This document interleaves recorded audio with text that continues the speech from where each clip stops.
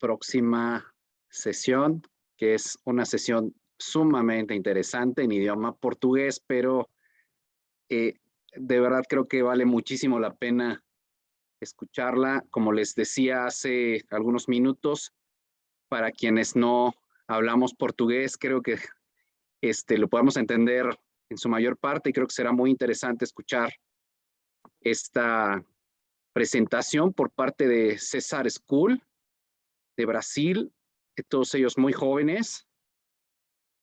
Y el tema que ellos nos van a comentar esta tarde es educación, diseño y futuros, cómo podemos reinventar nuestras realidades. Estoy ya ingresándoles a la sala y Cassiel, aquí está, Cassiel Kempaola. Olá, Maurício, tudo bom? Todo bien, muchas gracias. Vinicius, ¿cómo estás? Hola. Hola, estoy bien. Qué bien, qué bien. Yo hablo un poco de español, solo un poquito. Estupendo. Sí, simplemente para esta primera parte, Vinicius, estamos por incorporar también a Larissa, ¿verdad?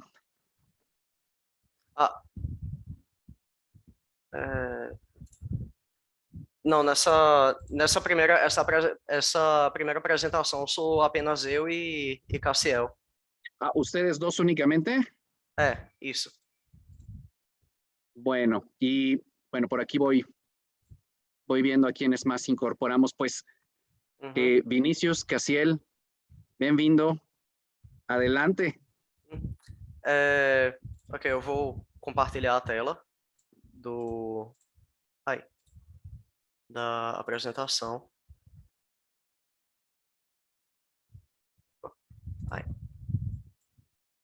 Tá dando para ver a tela? Eita. Sim, sim. Ok, beleza. Eita, um instante. Para eu acompanhar o tempo aqui de apresentação, perdão. Pronto, ok. Muito boa noite, pessoal. Meu nome é Vinícius Baltar. Eu e Cassiel Kempa vamos apresentar um projeto de faculdade nosso, que é o Kiron Smart Room. E para começar essa apresentação, a gente gostaria de dar um pouco de contexto para vocês. Nós somos alunos de graduação em Design na César School. A César School é uma faculdade localizada no Porto Digital, que é um parque tecnológico na cidade de Recife, no estado de Pernambuco, Brasil. E o Porto Digital é um ambiente voltado para tecnologia e inovação. Então, naturalmente, a César School, por estar nesse ambiente, segue uma metodologia de ensino adequada para esse ambiente, que é a PBL, que é uma sigla para Problem Based Learning, que significa aprendizagem baseada em problemas, que basicamente todo semestre de faculdade, nós, alunos de design, nós formamos equipes com nossos colegas de ciências da computação para desenvolver projetos com o intuito de resolver problemas trazidos a nós por clientes do Porto Digital. Então, através dessa metodologia, nós resolvemos problemas reais de clientes reais. E então, o projeto que a gente vai estar apresentando aqui para vocês hoje foi desenvolvido durante o nosso 6º período de graduação. Nós estamos no último agora. E esse projeto, que a gente nomeou de Kiron, foi construído para atender às demandas da Clínica Escola de Fisioterapia da UFPE. UFPE, que é a Universidade Federal de Pernambuco. E essas demandas dizem respeito à necessidade que a clínica estava passando na época referente às suas dificuldades no armazenamento de dados dos pacientes da clínica. Então, o que é esse Kiron, que eu estou falando tanto aqui já? O Kiron é uma ferramenta de transformação digital que foi projetada por nós para o armazenamento e visualização de informações médicas, sendo esta ferramenta também capaz de proporcionar insights sobre os pacientes da clínica. Então, o Kiron ele foi desenvolvido através de alguns processos O primeiro desses processos foi o User Centered Design, que é design centrado no usuário. Então, esse design centrado no usuário, ele tem uma série de etapas. A primeira delas é a imersão, em que a gente vai, como o próprio nome diz, se imergir no problema, conversar com o cliente, público-alvo, entender suas dores.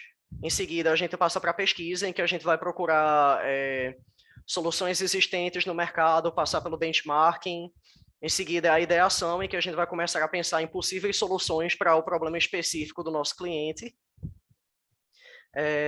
Depois, a prototipação, que a gente vai escolher uma das soluções que foram pensadas e desenvolver um protótipo dessa solução para poder validar com o cliente.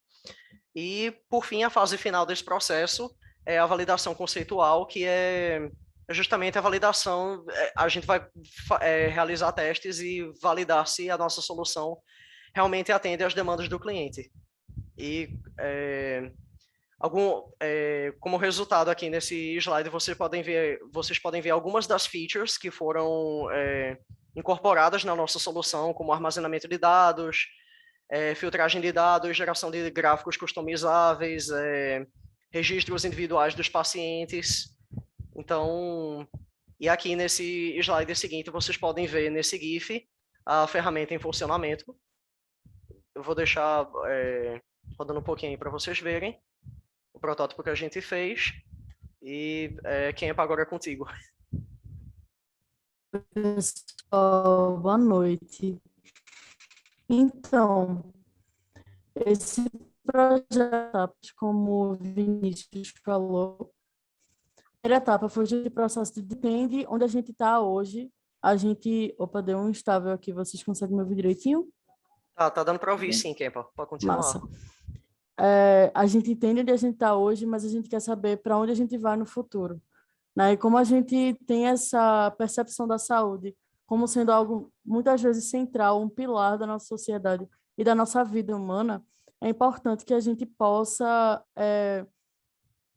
ter uma vida com saúde, com dignidade, né? E para isso, esse acompanhamento acontece. E daí, nessa primeira etapa, foi o framing, que é o processo que a gente está seguindo, que é o Framework for Site. Então, ele é dividido em algumas etapas e a gente passou por algumas delas dentro do escopo do período. E daí, no frame, a gente tinha alguns critérios a serem seguidos, que foram determinados pelas cadeiras do período, como interface ubíqua. Então, a gente precisaria pensar numa solução em que a interface ela ficasse no ambiente de forma mais escondida, uma interface mais onipresente, digamos assim, né? E que a gente tivesse toda essa atenção aos dados e também ligando ao contexto da clínica escola da UFPE, né? Que é fisioterapia. Então, a gente reuniu essas informações e definiu esse escopo do que a gente faria pensando no futuro. A gente teria que trazer esses 3 aspectos. Pode passar. A segunda etapa foi a de scanning, que é justamente a segunda etapa também do Framework for Site. E daí, nessa etapa, a gente pegou todo aquele escopo e foi fazer essa varredura horizontal de sinais para entender o que é que estava acontecendo no mundo em lugares e momentos isolados que poderiam ou não fazerem sentido nesse contexto, né? Então, a gente começou a fazer esse catálogo de sinais e classificar eles de acordo com a estranheza, com o quão eles eram absurdos, sabe? A gente começou a entender como é que esses sinais funcionavam de forma isolada e de forma em rede, digamos assim. Pode passar. Depois do scanning, a gente foi para o filtering. E daí, no filtering, a gente começou a fazer ideações e pensar em proto-forecasts, para a gente entender, por exemplo, cenários de futuros preferíveis, pensar nas funções que teriam o Kiron daqui a 30, 40 anos, sabe? Então, foi toda uma atenção de entender o que a gente tem de tecnologia hoje, o que é que a gente tem de saúde hoje, entendimento e pesquisa, e como isso iria se desenrolar daqui para frente.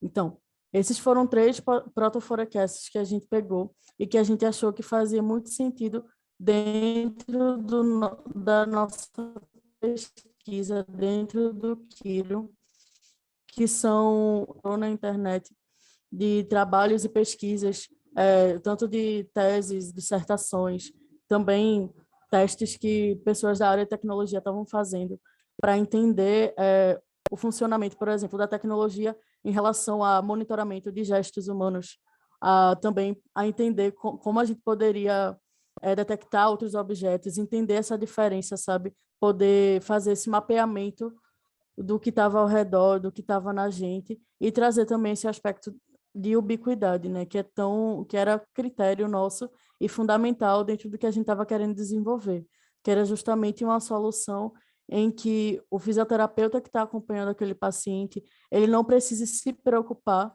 em estar o tempo todo anotando, porque já tem o Kiron para fazer isso para ele.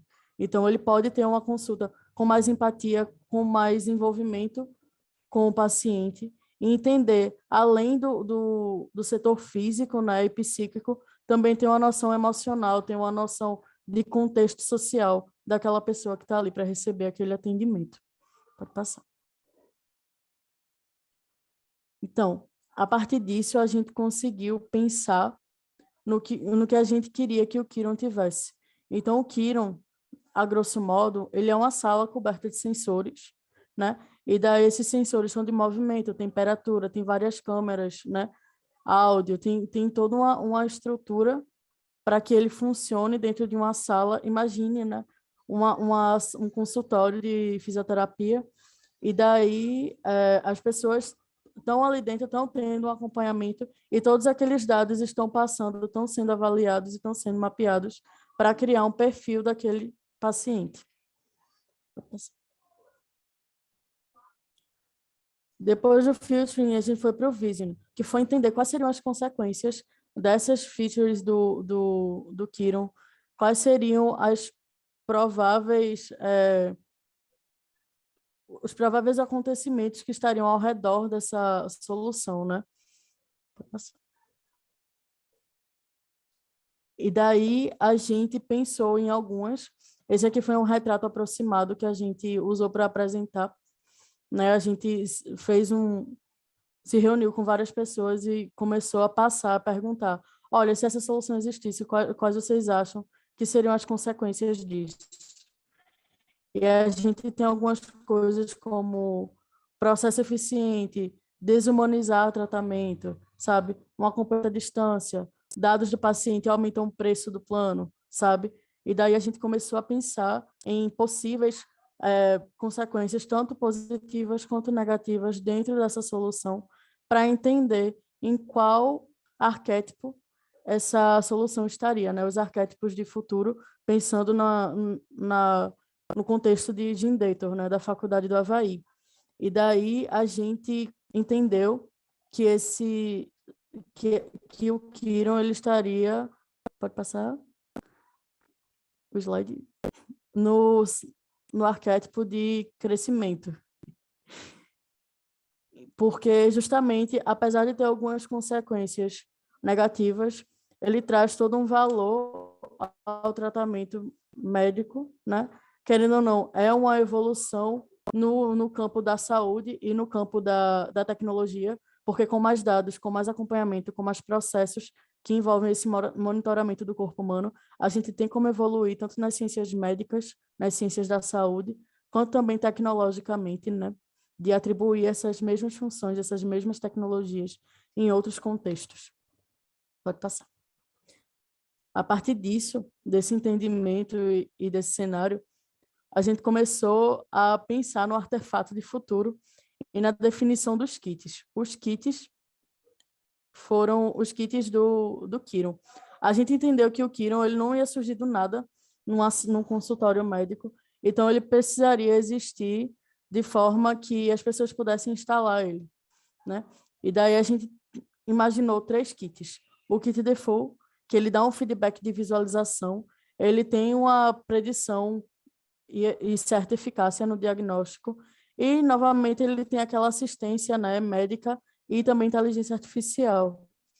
E daí tem os kits complementares, que é o kit de áudio e humor, que ele está muito mais ligado a ter essa percepção emocional, né? Isso também foi muito mapeado por tecnologias como a da IBM, que a partir de inteligência artificial, de machine learning, eles conseguem identificar se a pessoa está bem de humor, se a pessoa está com raiva, a partir do que ela escreve, né? E no kit 2, a gente pensou para algo mais físico, né? Os movimentos e as medidas. Então, tem todo esse acompanhamento de como o paciente está fisicamente, né? Como ele está se mexendo, se aconteceu alguma coisa e isso afetou a mobilidade dele, se isso afetou a forma que ele se percebe.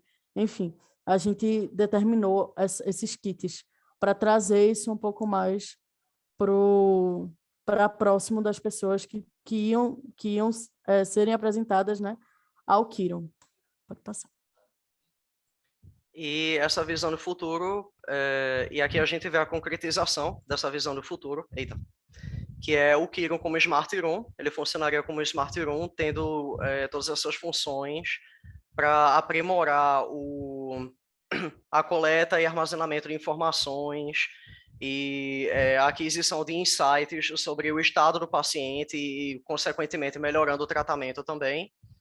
E aqui nesse slide vocês podem ter uma ideia de como seria a comercialização dele em kits, como o Cassiel acabou de mencionar.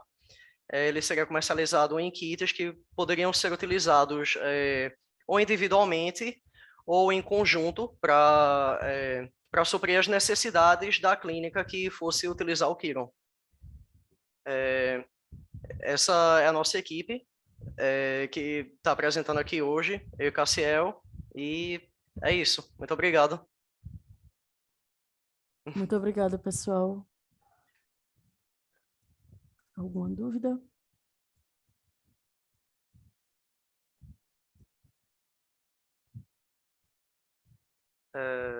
Ok. Gracias, obrigado, chicos.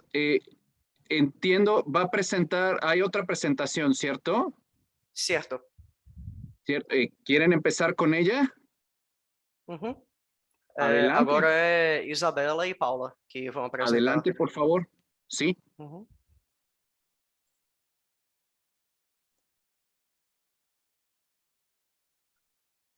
Vocês conseguem me ouvir? Tranquilo? Sim. Pronto, acho que só falta Isabela aqui agora.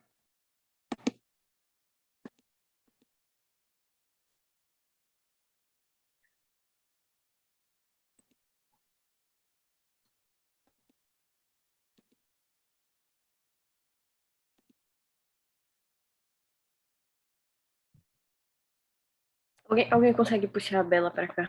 Eu não sei como colocar ela pra cá.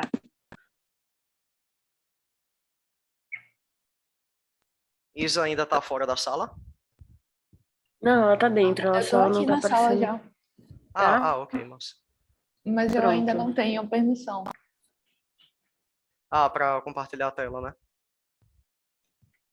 É pra aparecer a câmera também, eu acredito.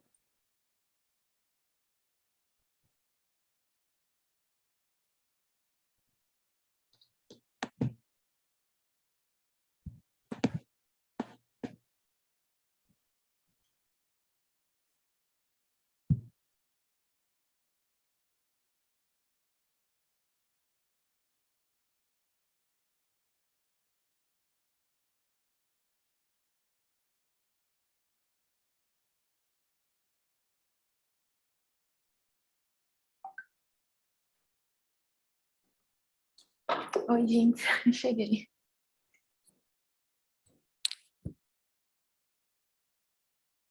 Vocês conseguem me ouvir?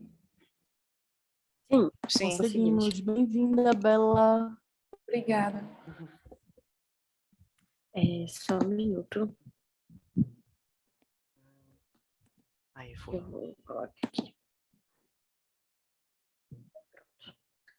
Bom, gente, primeiramente, boa tarde para vocês. Aqui no Brasil já está de noite, então boa noite. Eu me chamo Isabela Teodoro e junto com Paula Soares a gente vai apresentar o nosso projeto acadêmico da faculdade, que assim como o Kempa e Vinícius, a gente também faz parte da SESI School, mas o nosso tema é um pouco diferente. Ele também entra na área de saúde, mas tem como subtema a diabetes. Então a gente vai começar agora.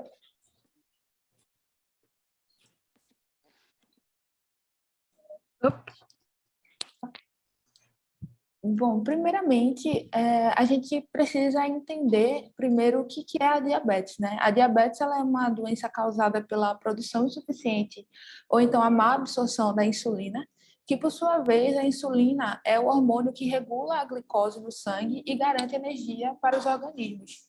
E por sua vez, a glicose é a principal fonte de energia para os organismos vivos. E para falar um pouco mais sobre como que foi o desenvolvimento desse projeto que a gente fez, ele se divide em 3 grandes etapas, que a gente vai apresentar agora nessa timeline, sendo a primeira etapa a parte de imersão da problemática, né, em relação à diabetes e à área de saúde, onde a gente fez algumas entrevistas com pesquisadores relacionados à diabetes, profissionais de saúde, como médicos, endocrinologistas e pacientes, que no caso seriam pessoas que possuem algum tipo de diabetes. A segunda etapa foi a parte de pesquisa primária, onde a gente... Opa, volta, amiga, por favor. A segunda etapa desse primeiro processo foi a parte de pesquisa, onde a gente fez um formulário de pesquisa qualitativo e quantitativo.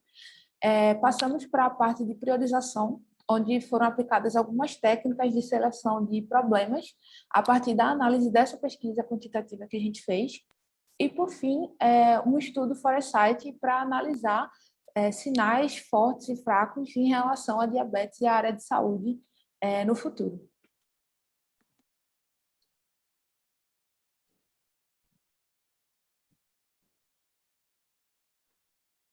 Acho que travou aqui para mim. Vocês estão escutando? Alô? Agora Estamos sim. escutando. Vamos Pode sim. passar, amigo, para a Pronto. segunda etapa.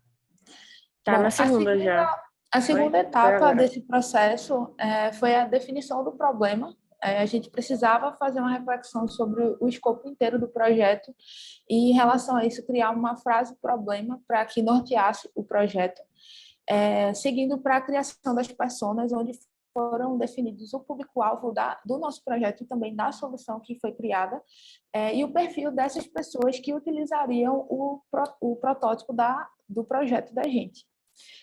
Com base nisso, nós fizemos algumas entrevistas específicas com pessoas influenciadoras digitais em relação à diabetes e consultores de diabetes que davam informações para pessoas que não entendiam muito sobre a doença ou tinham problemas jurídicos devido à falta de orçamento para a compra de produtos e medicamentos relacionados à diabetes. E na fase final dessa segunda etapa foi a parte de ideação, onde nós fizemos um processo de estudo Foresight, inovação combinatória, afirmações e negações e uma construção de cenário de futuro, tudo relacionado à nossa problemática e em relação também ao subtema, que no caso é a diabetes. Na etapa final, e nessa terceira etapa, né, nós fizemos mais a parte de construção do protótipo em relação à abordagem técnica, onde tivemos que elencar a fundamentação da solução, os requisitos que eram necessários para a construção desse protótipo. Fizemos um mapa de interação para que a gente pudesse ter a noção de como que as pessoas iriam utilizar o protótipo que nós criamos, de acordo com as métricas de design. E também fizemos um mapa de stakeholders que servia para identificar como e que pessoas poderiam impactar e qual a forma desse impacto dentro do nosso projeto. Passando para a etapa de prototipação, foram divididas em 2. A primeira etapa para a gente construir as primeiras funcionalidades do protótipo, no caso, a visualização de dados e também a visualização da tela projetada. E depois fizemos uma elaboração desses protótipos em média e alta fidelidade, de forma que ele ficasse o mais próximo possível de um protótipo ideal dessa solução que a gente estava construindo. E, por fim, e última etapa de todo esse processo do projeto, nós fizemos uma validação, onde nessa validação conseguimos diabetes e profissionais da área de saúde para validar o que nós criamos, e também fizemos uma proposta de um vídeo amador sobre como seria o dia a dia de uma pessoa diabética utilizando esse protótipo criado. Bom, para todo esse projeto, nós utilizamos 2 tipos de metodologia. principalmente o estudo de futuro, né, que no caso foi muito importante para a gente poder entender como é que seria o futuro da medicina em relação ao uso do design e das ciências da computação para desenvolver tecnologias que possam ajudar, auxiliar as pessoas que possuem diabetes, né? Também foi utilizado no estudo de futuro métricas e dinâmicas como a coleta de sinais, o estudo Foresight, a combinação de todos esses dados, esses sinais e a criação de um cenário de futuro onde o nosso projeto iria se encaixar. E para isso também foi utilizado a metodologia de meta-design, que tem a premissa em estudar e entender como é que são o desenvolvimento de projetos que visam melhorar ou tentar solucionar problemas complexos e problemas reais que a gente tem hoje na sociedade.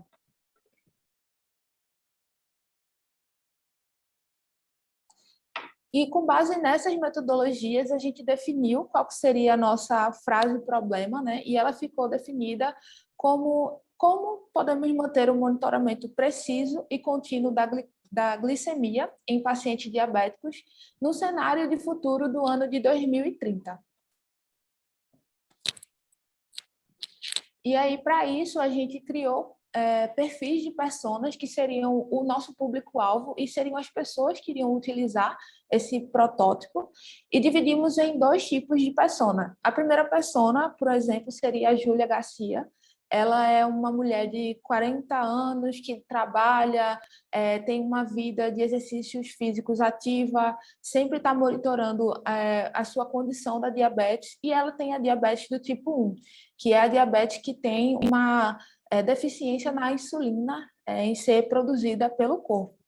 Diferentemente do perfil do Guilherme. O Guilherme ele é um jovem rapaz de 23 anos, ele é estudante universitário, gosta de praticar exercícios físicos, gosta de sair, curtir, mas não se importa muito com as condições da diabetes dele. Ele é uma pessoa que possui a diabetes tipo 2 e, por isso, ele não se importa muito com o que pode acontecer devido às condições da diabetes tipo 2.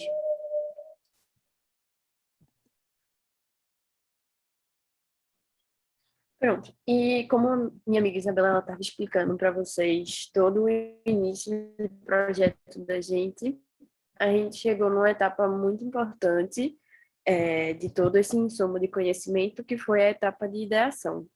E aí essa etapa ela foi dividida em 3 fases, onde a primeira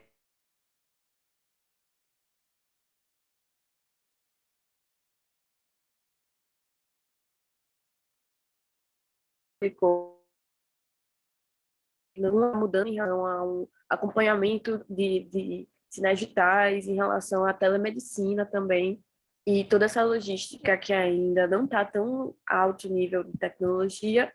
E a gente pegou todo esse material que a gente achou e transformou em inovação combinatória, onde a gente imaginou 5 cenários desses sinais se interligando e trabalhando de forma contínua.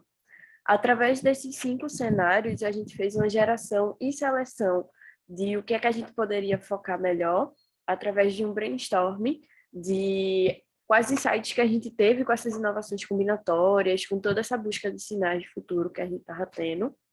E fizemos uma matriz box, que foi ideal para a gente poder entender melhor quais os impactos da solução que a gente estava imaginando e como a gente poderia fazer uma seleção do que é que seria o ideal para o tempo do projeto.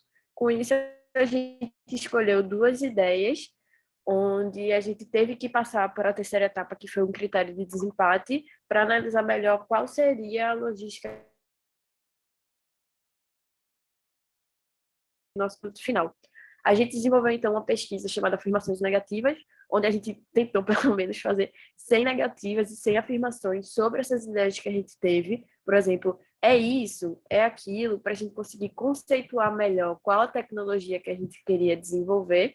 Em sequência, a gente fez um planejamento de cenário de futuro, onde a gente conseguiu imaginar essas tecnologias que a gente estava desenvolvendo e que a gente estava idealizando num cenário de uso comum na sociedade.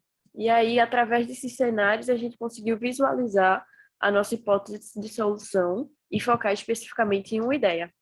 E aí a nossa solução final, que foi através de todo esse processo de ideação, foi uma forma de manter a sua glicemia sempre nas mãos de forma precisa, imaginando que seria num cenário de 2030. E a partir de um pequeno sensor de suor que fica acoplado no corpo, podemos captar tudo o que você precisa saber sobre a diabetes no dia a dia, e com um pequeno circuito adesivo, que também fica instalado perto do sensor de suor, é capaz de conectá-lo a uma pulseira projetora que permite você interagir com a interface projetada na sua pele e entender melhor como é que está a sua estágio. E um pouco melhor até como é que você pode lidar no seu dia a dia se você tiver alguma coisa que não seja da sua rotina, que influencia diretamente nas pessoas que têm diabetes.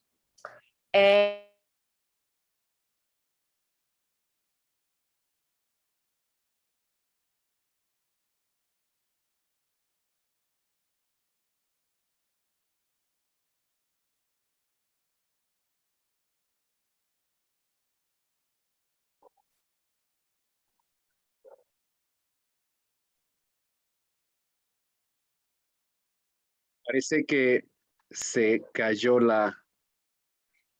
Paula, la caiu da transmisión, ligação. ¿cierto? Eu posso continuar, caso ela não volte. Adelante, claro. Ok, deixa eu compartilhar aqui a tela. Eita, eu não consigo compartilhar. Pronto, vou compartilhar aqui agora. Só um momentinho.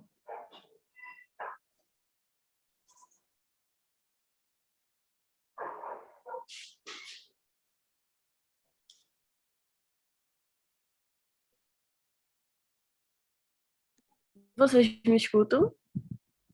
Agora sim. Oi, eu caí, mas voltei. Pronto, pode continuar, amiga. Eu vou ficar passando. Tu quer que eu compartilhe por causa do vídeo? Eita, pode ser. É melhor. Pronto. Gente, desculpe por essa questão técnica. Foi só um probleminha aqui. Vocês estão vendo a apresentação?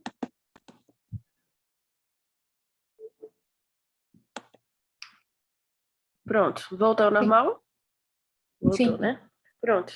E aí, deixa eu só pegar o fio da meada. Sim, a gente teria, no caso, uma interface específica de uma dashboard médica, onde você consegue visualizar o seu histórico de taxas, se você está tendo algum problema em relação ao que você viveu semana passada, se a sua taxa está muito mais alta do que o normal de meses atrás. E essa dashboard é possível você compartilhar com o seu médico endocrinologista, que ele consegue, assim, ver se você está indo para algum pico específico e consegue lhe atender sem que seja uma necessidade de emergência, por exemplo. E aí, quando a gente foi evoluindo esse protótipo, a gente teve outras etapas de imersão em como seria o device que ficaria acoplado no corpo do usuário, que no caso é a pulseira projetora. Inicialmente, a gente teve uma ideia de fazer uma pulseira de papel, onde a gente conseguiu primeiro entender se seria realmente o ideal para você ter no seu dia a dia, utilizando para ir para o trabalho, ir para a escola, ir para uma academia. E a gente continua com a ideia, tendo uma validação com os próprios integrantes do grupo.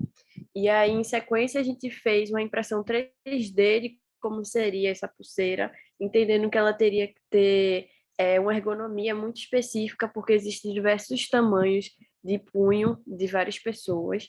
E aí, a gente utilizou isso como um processo de teste inicial para a gente entender.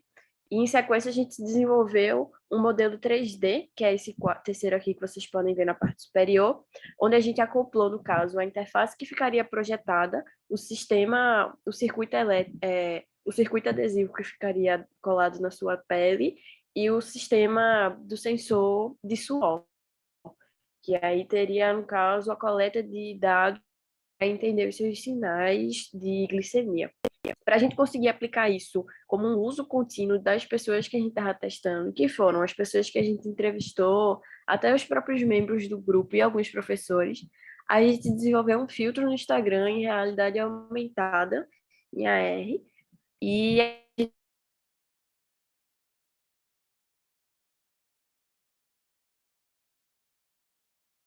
Eu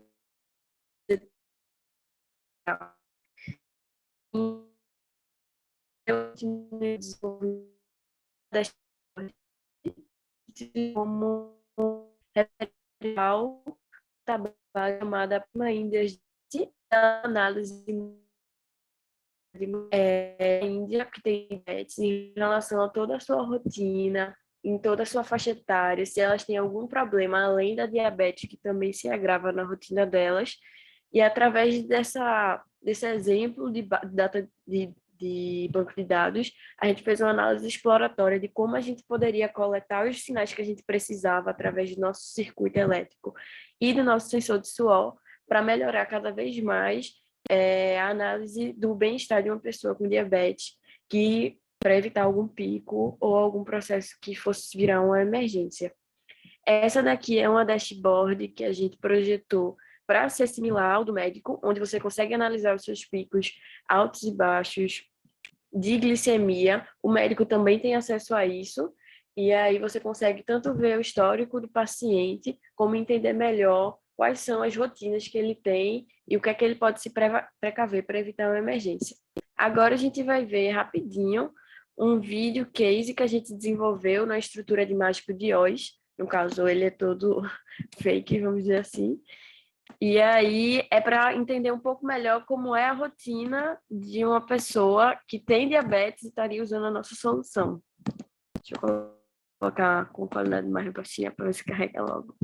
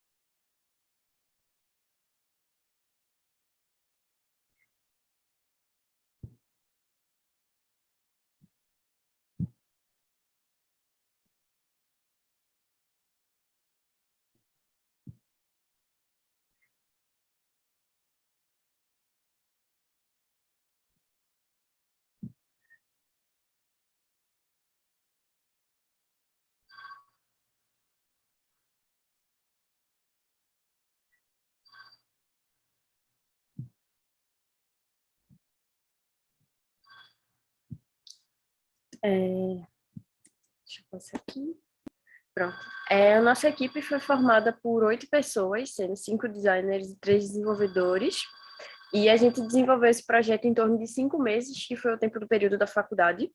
E foi bem especial para a gente desenvolver ele, porque ele realmente mudou a vida de pelo menos 2 ou 3 pessoas que conseguiram visualizar esse case aplicado no dia a dia delas, fazendo realmente uma mudança drástica na rotina delas, até em questão de segurança para fazer alguma atividade física, ou algo que elas se sentiam muito medrosas de ter alguma crise ou algo do tipo. Então, eu e Bela, a gente está muito orgulhosa de estar apresentando esse case aqui. Muito obrigada pela oportunidade. E é isso.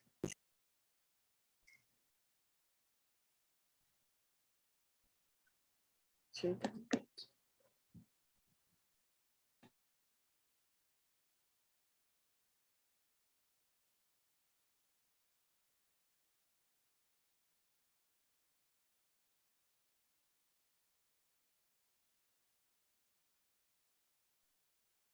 Boa tarde, tá tudo certinho? Já posso apresentar, fazer minha apresentação? Maurício, você tá aí? Aqui, sim. Nossa, tranquilo. Vou compartilhar a tela aqui, pessoal. Tá dando para enxergar direitinho? Deixa eu só colocar em tela cheia. Opa. Tudo certo? Então, massa, gente. Boa tarde para o pessoal que está em outros cantos da América Latina, boa noite para os brasileiros. Eu me chamo Larissa Virginia e vou apresentar um pouco para vocês do meu projeto Design Especulativo do Mr. Wink. Mais uma vez, me chamo Larissa, né? Eu sou uma ilustradora e agora estou me formando em design, já faço parte do 6º período, sou natural de Recife, Pernambuco, estudante da César School, e fica aí disponível minhas redes sociais, caso alguém tenha interesse, meu portfólio, e fazer algum tipo de network ou tirar alguma dúvida comigo após a apresentação. Vou começar falando um pouco sobre a César School, né? O pessoal já trouxe aqui um pouco sobre o processo da César, mas vou estar trazendo um pouquinho da minha experiência. A César é um centro de inovação, assim como o Vinícius falou no começo, baseado no Porto Digital, que é um centro de tecnologia aqui no Recife. E é muito importante ressaltar que a César ela é uma das primeiras faculdades a nível de graduação para estar trazendo justamente o processo de estudo de futurologia, que é o que a gente está tendo a oportunidade de estar aprendendo e tendo esse processo de networking aqui. Tudo começa na minha base de projeto com a cadeira de design especulativo, que aconteceu no meu 3º período, logo no início da pandemia do ano passado, em 2020.1. Em que Marcelo Bressan, né, o professor que infelizmente não está aqui com a gente, mas foi a pessoa que é grande responsável por estarmos aqui nesse momento. Bressan, ele dá a cadeira de design especulativo e nos provoca justamente com as reflexões dentro do cenário pandêmico, junto com o que já era para ser aquela cadeira, a que nível ela era para trazer uma questão de especulação, uma questão de aprendizagem. E justamente junta essa questão tanto do futuro, da gente pensar sobre o nosso futuro, quanto o que ele tem para trazer como educador. E aí surge a principal questão do objetivo da gente finalizar essa cadeira e o nosso principal projeto, que é como a gente projeta esse futuro, como é que a gente pensa nesse futuro, né? Porque o design especulativo está no âmbito de especulagem, ele está lá para a gente compreender e pensar no que vem à frente. Existem várias formas de a gente estudar o futuro de uma sociedade e prevenir certos erros ou adivinhar certas coisas que podem acontecer. Quando a gente adentra e compreende do que se trata o estudo de futuro, a gente consegue ver isso. Dentre essas questões, a gente pode mencionar a moda, a arte, a cultura, o cinema, dentre diversos aspectos socioculturais, mas o principal escolhido para tornar esse gatilho foi a comida, em que a gente pode relatar justamente que quando a gente olha para um meio em sociedade e olha para a sua culinária, a gente consegue compreender muita coisa de onde vem os seus costumes, de onde vem a sua história, e principalmente de onde provavelmente vai o seu futuro. E juntamente com esse gatilho da comida, segue o passo a passo da projeção, né? E Marcelo Bressan nos apresenta um método, que é justamente a gente ter uma motivação, uma coleta de sinais, uma projeção de cenários e uma prototipagem do que vai ser essa projeção de futuro baseado no que é essa comida do futuro, essa comida que projeta o futuro. Então, falando agora particularmente de mim, eu comecei a pensar muito com esse desafio que Marcelo jogou para a gente, baseado no que seria disponível, o que eu tinha de disponibilidade para compreender ao meu redor e raciocinar acerca do que era comida. E pensando um pouco nisso, eu comecei a ir adentro disso e cair de paraquedas no TEDx, dessa moça aqui, dessa alemã fazendeira chamada Jutta Henke. Ela é uma mulher muito interessante e ela justamente traz essa reflexão que eu até convido vocês para terem, que é por que nós comemos.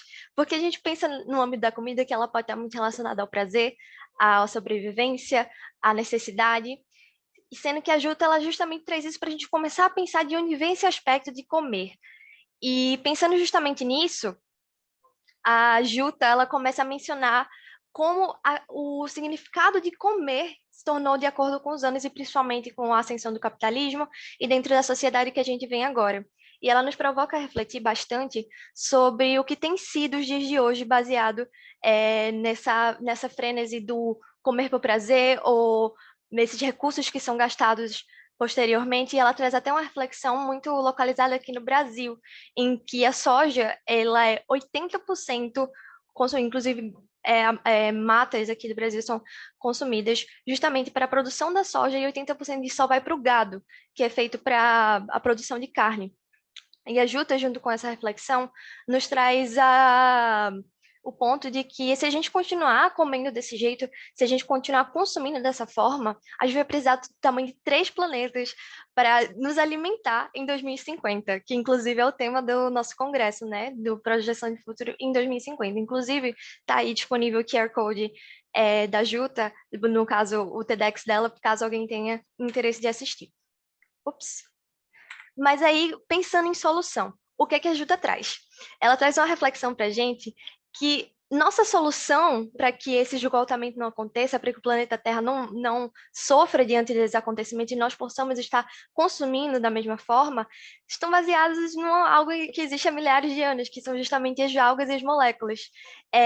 A Juta, ela é fazendeira, né, como eu mencionei, vou até contar um pouquinho da história dela. Todo o gatilho do estudo dela começou muito baseado quando o pai dela teve um ataque cardíaco. E quando a família dela foi investigar o que tinha acontecido, foi por conta de alimentação, mas era muito esquisito, ele não era sobrepeso, ele não tinha nenhuma doença que gatilhasse isso. E o que aconteceu é que, na realidade, ele estava tendo consumo muito mais de uma proteína vindo da carne animal do que da carne do meio vegetal. E isso acabou ocorrendo com que ele tivesse esse processo, essa doença, esse acontecimento. E aí a Juta, desde então, pensou de como ela poderia solucionar isso dentro do meio dela. E ela descobriu de como ela poderia trazer essa base alimentacional baseada justamente nos vegetais. E aí ela começa a cultivar, a tornar-se uma fazendeira de algas, desses organismos unicelulares, onde ela pode cultivar e ter todas essas presenças desses nutrientes e transformar eles em comida. Inclusive, o nome desse meio é chamado de culinária molecular, onde se pega justamente esses aspectos minúsculos da culinária, digamos assim, e de nutrientes que estão na natureza de forma completamente diferente, porque, por exemplo, uma carne, um vegetal que a gente planta no nosso jardim, e traz ele para dentro da nossa alimentação. A principal alga que ela cultiva é a Chlorella vulgaris. É bem difícil o nome, mas e ela tem todo um estudo baseado nisso, vale muito a pena. E aí, minha motivação particular também me fez começar a pensar, caramba, é muito interessante esse julgamento do que a Juta traz, porque eu sou vegetariana há 4 anos já, e eu tive uma grande rigidez de mudar minha alimentação, justamente porque existem muitas coisas que vêm de aspectos animais, por exemplo, tem coisas que a gente não tem noção que vêm do meio animal, por exemplo, balas gelatinosas, como alguns conhecem aqui no Brasil, e na América Latina também o Fini, por exemplo, é uma bala que até me fez muita falta no começo do meu vegetarianismo, porque era um doce que é até muito famoso, muito gostoso, muito consumido por aqui. E então, assim, eu comecei a pensar, poxa, eu logo quando comecei a tive que buscar alternativas, justamente porque a cartilagem animal é utilizada para dar liga para aquela gelatina, e aquilo vai completamente contra agora a minha convicção, e aí eu fui pensando cada vez mais nisso e juntando com esses conhecimentos que a Juta trazia. Daí, eu parti justamente para o processo de trazer sinais fracos, que são bases de pesquisas que me fazem enxergar de como esse futuro, até onde a gente chega com esse futuro, né, até onde a gente afunila e projeta esse processo. E aí eu trago alguns dados aqui, por exemplo, que no ano que vem, uma consultoria da Euromonitor traz de que em 2022 a venda de refrigerante no mercado estará em 20% abaixo do que se viu em 2012, o que é uma grande diferença. A de chicletes, por exemplo, também vai decrescer em algo muito parecido, e a de doces também. Isso é uma coisa que a gente até pode ver em muitos aspectos da nossa alimentação mesmo, do que vem se sendo ensinado, pelo menos o que a gente pode relatar aqui no Brasil. Outro sinal que a gente tem é justamente essa da procriação de algas. Depois vocês podem correr atrás de pesquisar e dar uma olhada até no TEDx da Juta. Ele traz outros links de como existem várias pessoas no mundo inteiro que estão procriando e trazendo justamente essa consciência de outros nutrientes baseados até fora do âmbito animal e dentro dessa questão sustentável. E outro sinal que eu trago é justamente o movimento anti-açúcar, que ele foi gatilhado por um homem chamado David Giuseppe, que, na realidade, Giuspai, perdão. Ele é um dentista, e eu não sei se vocês que estão assistindo e estão me ouvindo nesse momento, tem algum conhecido, por exemplo, que já aderiu a algum movimento, por exemplo, ficar 20 dias sem comer açúcar, coisa do tipo, mas é algo que vem surgindo há muito tempo, principalmente com o advento da internet e dentre essas questões. E pelo incrível que pareça, não são dietas malucas ou coisa do tipo, isso na realidade é o movimento anti-açúcar, onde as pessoas estão abdicando de utilizar açúcar em excesso, tanto nas comidas quanto na sua própria alimentação, justamente porque isso tem toda uma questão com a saúde psicológica, a saúde bucal e até mesmo estética, né? Porque por muitas vezes as pessoas trazem por isso. E aí, logo após esses sinais fracos, a gente tem o processo de projetar esses cenários. Marcelo Bressan, ele nos traz justamente a indagação de perguntas que fazem a gente pensar de onde isso se encaixaria. A primeira pergunta é: esse sinal já pode afetar os mercados existentes? Então, sim, a gente já viu naquele sinal, por exemplo, de que a venda de chicletes, de refrigerantes no ano que vem já está decrescendo. A relação da população geral com a comida muda de acordo com esses sinais? Com certeza. Justamente essa questão que eu trago no movimento anti-açúcar, por exemplo, entre outros. E que novo tipo de interação social essas experiências alimentícias podem trazer? E aí a gente já pensa de como, por exemplo, gerações de crianças, gerações que vêm por aí estão tratando esse movimento, estão sendo ensinadas, como elas estão sendo ensinadas a se alimentar, entre outros. E aí eu trago a minha solução final, né, minha prototipagem, que é o Mr. Wink, que ela também, eu tive a ajuda de 3 colegas meus, já que nessa segunda etapa de prototipagem, no caso, nessa última etapa de prototipagem, nós nos juntamos com o professor de projeto gráfico, Marcelo Penha, e nós conseguimos projetar o produto de como seria o Mr. Wink. Eu vou contar um pouco para vocês do que ele se trata. O Mr. Wink, ele não passa de ser uma guloseima do bem, de ele ser vendido como um doce, uma guloseima do bem. Do que se trata isso? Justamente, a gente pensa em trazer um doce, uma bala gelatinosa e com aspecto super divertido, se comunica tanto com crianças, mas como também por adultos que apreciem doces e essas coisas deliciosas que fazem parte da nossa vida e que também animam o nosso dia, enfim, né, colorem nossa vida de certa forma, até como trago na identidade visual do processo. Uma bala do bem, como eu disse, né? No caso, ela é vegan, cruelty-free, sugar-free e eco-friendly. Ou seja, em todos os aspectos dela, ela está trazendo justamente essa questão de não estar envolvendo açúcar, está sendo baseada justamente no principal ponto, que é o HH. Acabei me esquecendo de mencionar, mas o protagonista do que faz a bala Mr. Wink é justamente o HH, que é uma alga unicelular que consegue dar liga e gelatinosa para o processo de doces e entre outras questões da gastronomia molecular. E o Mr. Wink, ele tem toda essa identidade visual, como eu disse, toda fofinha, bonitinha, justamente para se comunicar de forma amistosa. E eu não penso que o Mr. Wink ele chega como uma concorrência, mas eu diria como uma alternativa de futuro. Ele é uma projeção do que seria a bala do futuro, certo? O que a gente pensa quando eu trago, por exemplo, o exemplo do Fini, não sei se é a grande maioria que conhece, ou, enfim, entre outros tipos de bala, gometes e diversos tipos de jujubas que podem existir por aí. Eu penso que o Mr. Wink ele poderia ser justamente o exemplo de bala, o exemplo de diversão, o exemplo do que uma criança tem como prazer. O Mr. Wink ele também ele é saborizado a partir da fruta e açucarado, digamos assim, a partir da fruta, né? Então tudo dele é muito saudável e uma curiosidade é que a gente pensa em fazer com que as embalagens dele também sejam comestíveis, né? A gente tem esse pequeno mock-upzinho aqui que tenta demonstrar mais ou menos como seria, mas o que a gente tem pronto mais é mais baseado na identidade visual. E é isso, muito obrigada pela atenção, gente. Fica mais uma vez aí a oportunidade de networking. Não sei se alguém tem mais alguma dúvida e fica a provocação aí, baseado no meu projeto. Muito obrigada pela atenção de todos e até a próxima.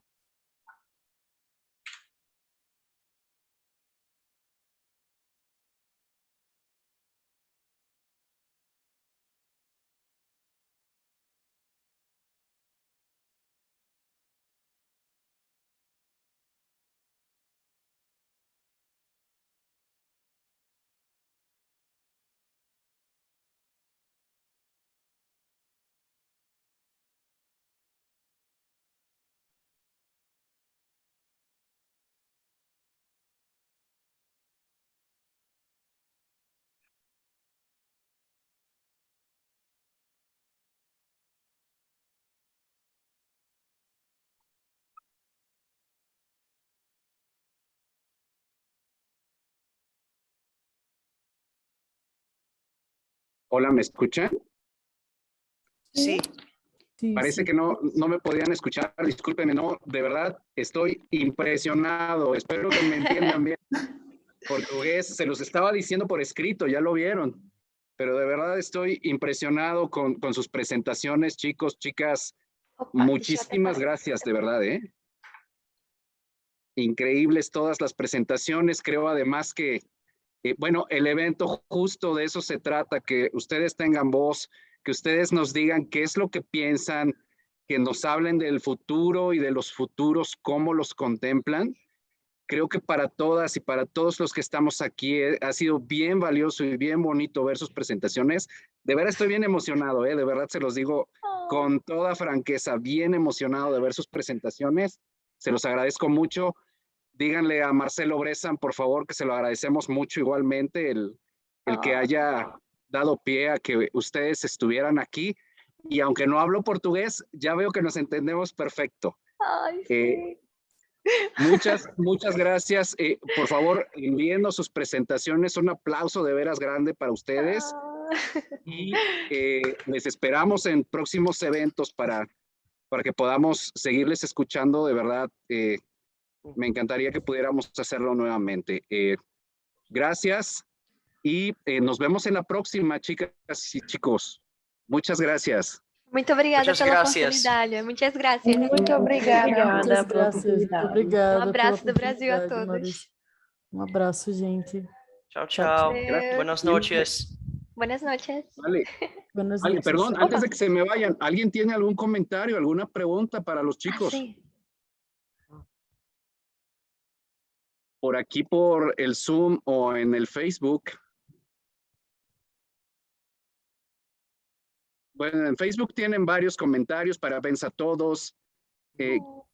Increíble. La verdad es que puras felicitaciones por todos lados. Igual aquí en el chat tienen varias felicitaciones. Sí, bueno. Muy buenas presentaciones, dice Marco Tobar, parabéns. Perfecto, pues en realidad tenemos muchas felicitaciones para ustedes. Gracias nuevamente y nos vemos en la próxima. Les esperamos. Vamos a estar pendientes de ustedes, ¿eh? Sí.